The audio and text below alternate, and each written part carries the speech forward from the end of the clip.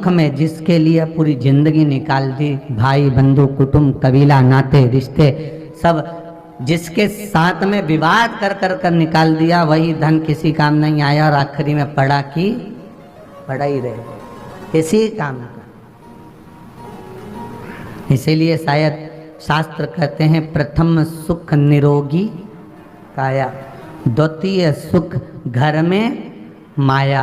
अर्थात ये दूसरा सुख है कि घर में धन हो, पर पहला सुख तो क्या है, जम के बोलो, निरोगी काया हो, अर्थात हमारा शरीर स्वस्थ। और जब शरीर स्वस्थ होगा तो सारा सुख अपने आप मिल जाएगा, उस सुख को हम भोग सकते हैं, उस सुख में हम आनंदित हो सकते हैं। भीष्म पितामह के जितने भाई गंगा मैया ने पानी में डुबोकर मार दिए, केवल आखिरी के भीष्म पितामह को शांतनु बचा लेते हैं कि इसको मत मार। गंगा जी उसको छोड़ देती है, छोड़ा कि नहीं छोड़ा, और वो भीष्म पितामह, वो देवव्रत जीवित रहे।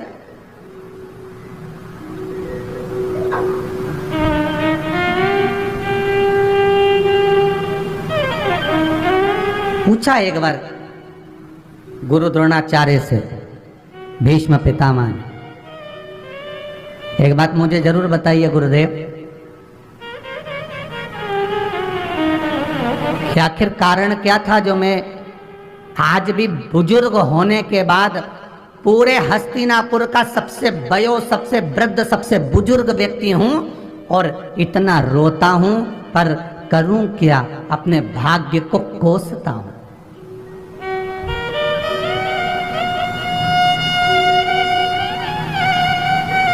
पितामह, आप ही ने तो भगवान शिव की आराधना करी थी और भगवान शंकर से वर प्राप्त करा, देवताओं से वर प्राप्त करा कि मैं इच्छिक मृत्यु का वर मांगता हूं, कि मैं जब मरूं तो अपनी मर्जी से मरूं, मेरे को लगे कि अब मुझे मरना है तो मेरे सामने मृत्यु आए, मेरे सामने मेरे प्राण छूटते समय तब यमराज मुझे लेने के लिए आए। ये तुमने मांगा है, आखिर क्यों? क्या जन्म था भीष्म पितामह का, पूर्व में थे क्या? ये राजा पृथु हुए, पृथु के अंतर्गत ही वसु हुए महाराज, और इनका नाम था धोवसु। क्या नाम था? धोवसु। ये 4-5 भाई सारे वसु एक देवताओं के तुल्य थे, भ्रमण के लिए निकले थे महाराज, और भ्रमण के लिए निकलते निकलते ये भ्रमण करते करते बड़े आनंद में घूमते घूमते वशिष्ठ बाबा के आश्रम में पहुंच गए थे। इन दो वसु की धर्म पत्नी ने वशिष्ठ बाबा के यहाँ पर जो मंथन में 5 गाय निकली थी, उसमें से एक गाय नंदनी का दर्शन कर लिया और कहा कि ये गाय मुझे मिलना चाहिए। धर्मपत्नी ने कहा, कितना सुंदर कहा है शिव महापुराण के अंतर्गत कि धर्मपत्नी जिद करे, मना नहीं है, पर धर्मपत्नी जिद वो करे कि कहीं पति को अगला जन्म भोगना ना पड़ जाए। जिद करे पत्नी करे जिद कि मुझे शिव महापुराण की कथा करवाना है, मुझे शंकर की कथा में चलना है, मुझे आप कथा में लेकर चलो, मुझे जाकर कुबेर भंडारी की भूमि को नमन करना है, मुझे महाकाल जाना है, मुझे उज्जैनी जाना है, मुझे ओंकारेश्वर जाना है, चलो मुझे सीहोर जाना है, कथा का रसतत्व ग्रहण करे जिद, मना नहीं है। मुझे तीर्थ जाना है, हरिद्वार जाना है, मुझे वृंदावन जाना है, मुझे मथुरा गोवर्धन अयोध्या आदि की जगह जाना है। पत्नी जिद करे कि मुझे ऐसी जगह जाना है, तो पति से अगर जिद करे भी और पति अगर लेकर चला भी गया तो पति ने कोई पाप कर्म जीवन में करा भी होगा, तो तुम्हें ले जाकर उस तीर्थ का दर्शन जब वो कराएगा तो ये पक्का विश्वास रखना कि पति के भी जितने पाप कर्म हैं वो भी नष्ट हो गए होंगे और अपनी जिंदगी में जितने पाप कर्म हम पूर्व में कर आए होंगे वो भी नष्ट हो गए होंगे। अगर जिद करे पत्नी तो ये करे। कि मुझे शंकर की कथा करवाना है, मुझे शिव महापुराण की कथा करवाना है, मुझे कथा में लेकर चलो, मुझे कथा में जाना है, मुझे ले जाओ।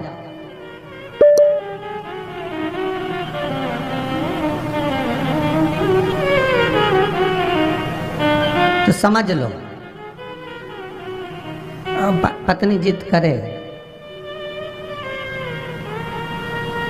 कुछ भी हो 3 तोला का हार चाहिए।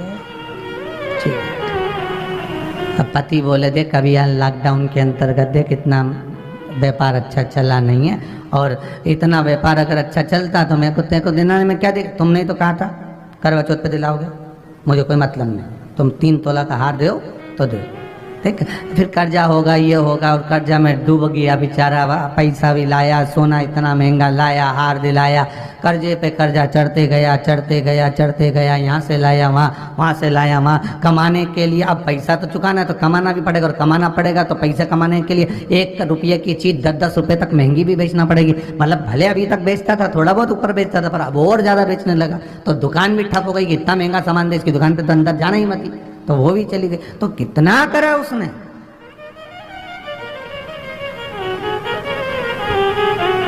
पत्नी अगर जिद करे तो करे सत्संग में जाने की, करे कथा स्मरण में जाने की, कथा में भगवान की भक्ति में डूबने के लिए पति से कह सकती है चलो कथा आ रही है महाराज जी की, चलो खोलो टीवी, चलो जरा रात्रि को आधे घंटे फ्री है, कथा सुन लेते हैं, फिर सोएंगे, 15-20 मिनट तो सुनी तो लो। पति के टाइम नहीं हो, तू कथा सुना रही, अरे सुनो तो सही, 5-10 मिनट सुन लो, बस इतना। एक बार पत्नी कथा की ललक बस पति को लगा दे, फिर पत्नी बस इसके बाद में तो पति अपने आप सुन लेगा। क्यों पाराशर जी, सही है? तुम्हारी कथा चल रही है ऐसा लग रहा है।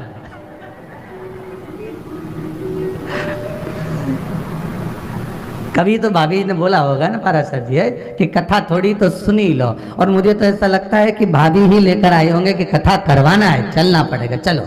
तो ये कथा का रसतत्व है, यही आनंद है हमारा, ये चलो कथा का रसतत्व ग्रहण करते हैं, चलिए।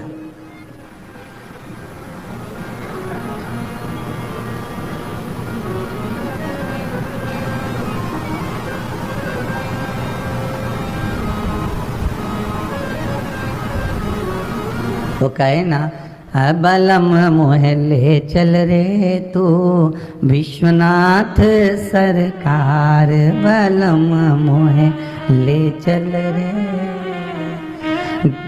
जहाँ बहत है गंगा मैया, जहाँ बहत है गंगा मैया, बलम मोहे ले चल रे तू विश्वनाथ सरकार, बलम मोहे ले। अब भाव हो, पर धो वसु की धर्म पत्नी कर रही है कि वशिष्ठ ऋषि के यहाँ जो गाय है वो हमारे पास होना चाहिए, जाओ जरा गाय लेकर। देखिए भीमाशंकर कथा की, ये शिव महापुराण का आनंद ये 2 वसु से ही प्रारंभ कर रहा है।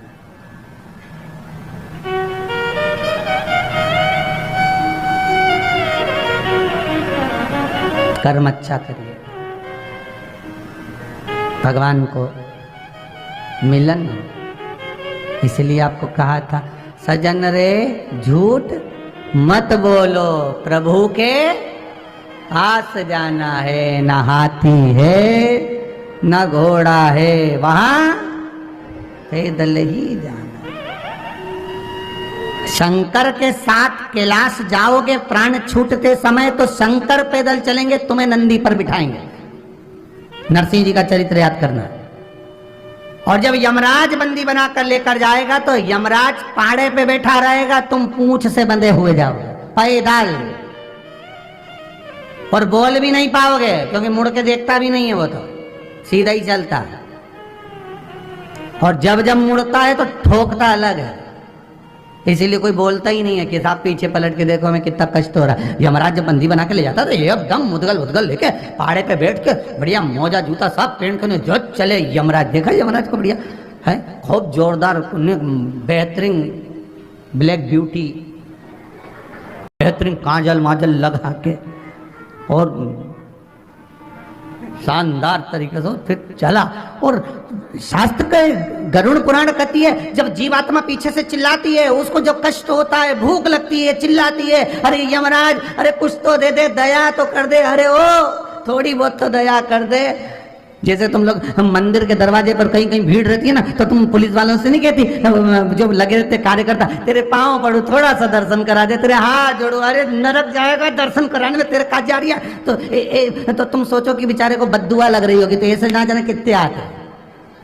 तो इसलिए जो मंदिर में जो खड़े रहते हैं ना द्वारपाल, वो दया नहीं खाते, वो कहते हो चलो भैया जाओ, आए हो दर्शन करने के, धक्का तो खाना ही पड़ेगा, क्योंकि जो भगवान के दरवाजे पर धक्का खा लेता है वो संसार के धक्के नहीं खाता, तो धक्का खा लो। तो वो रहे, तो यमराज से जीवात्मा कितनी चिल्लाती है, अरे मैं तेरे पाँव पड़ूं, अरे भूख लग रही है, जीवात्मा कहे मेरे को ऐसा दे दे, अरे मेरे को ठंड लग रही, मेरे को गर्मी लग रही, मेरे पाँव में कांटे चुभ रहे, क्योंकि जैसा जैसा कर्म करा है वो तो भोगना पड़ेगा, तो कांटे चुभ रहे, ये हो रहा। तो यमराज जब पीछे एकदम मुड़ के देखता है तो गरुड़ पुराण कहती है 4-6 और धर के ठोकता है। तो तुम्हें हम तो समझा रहे हैं, अगर ऊपर जाओ और ऐसी कोई बात हो तो बोलना ही मत।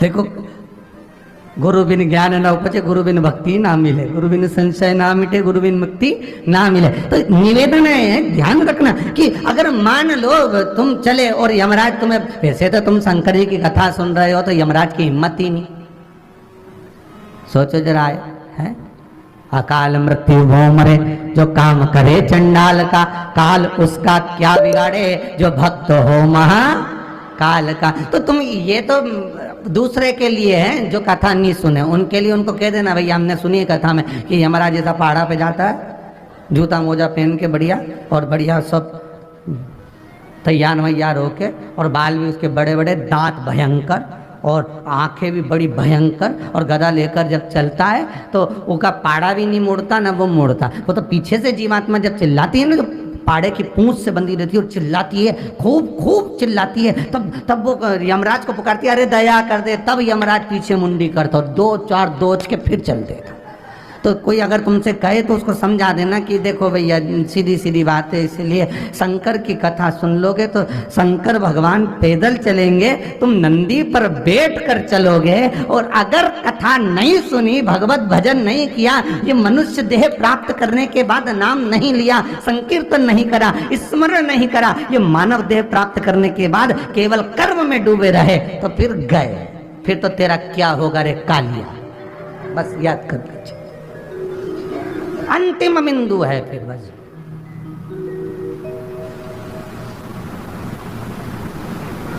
अंतिम बिंदु।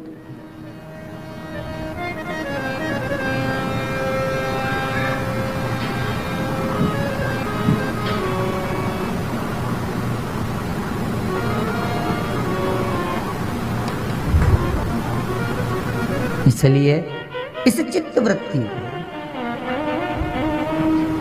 इस मन को भगवान की भक्ति में डुबा कर चलना। 2 वसु से धर्म पत्नी कह रही है, मुझे ये वशिष्ठ बाबा के पास में जो गाय है वो गाय ला कर दे दी, ये वशिष्ठ बाबा की जो गाय है मुझे चाहिए। अब 2 वसु ने कहा देखो ये गुरु के यहाँ की गाय है, और इस गाय को अगर हम लेकर आएंगे तो हमको कष्ट तो भोगना पड़ेगा।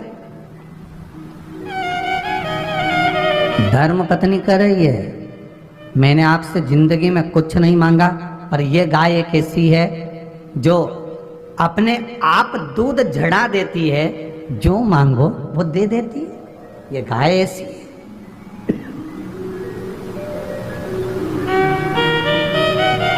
बेकार कर्म करने पर पाप बढ़ता चले जाता है, पुण्य समाप्त होते चले जाता है। अच्छा कर्म करने पर पुण्य बढ़ता चले जाता है, पाप समाप्त होते चला जाता है। और जब व्यक्ति का पाप कर्म समाप्त होता है तो उसका जीवन में अपने आप ही आनंद की अनुभूति होने लगती। शिव महापुराण सुनकर मिलता क्या है? हम कहते हैं ऐसा कोई सुख नहीं जो वंचित रह गया, इसमें सारे सुख हैं शिव पुराण। ये आज पत्र आए हैं, देखिए।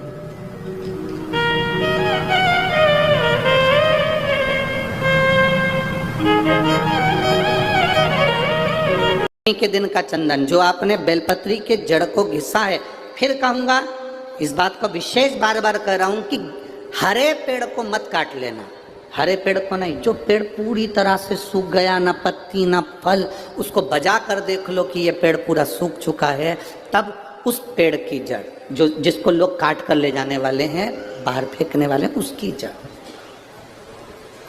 दूसरे नंबर पर है सोमवार की अष्टमी के दिन आपने जो बाबा को लेपन करा है, बेलपत्री की जड़ का चंदन बनाकर लेपन करा है, उसकी जो गोली है, अगर बच्चा 8 साल का हो गया, 9 साल का हो गया, 10 साल का हो गया और वो गंदगी कर रहा है, बिस्तर पर गंदगी कर रहा है, सुसु कर रहा है, या अचानक उसको भय हो जाता है या किसी न किसी तरह से उसको रोग ग्रसित हो जाता है, उस बच्चे को भी आप छोटी सी गोली हफ्ते में केवल एक बार, जो सोमवार की अष्टमी के दिन जो आपने चंदन का लेपन करा है, हफ्ते में एक बार उस गोली को बच्चे को पीस कर पानी के साथ देना प्रारंभ करो। आपको धीरे धीरे उस बच्चे में आनंद की अनुभूति हो जाएगी, गंदगी नहीं कर सकता। अब तीसरे नंबर पर है शिवरात्रि के दिन जो हमने बाबा को बेलपत्री के चंदन का लेपन करा।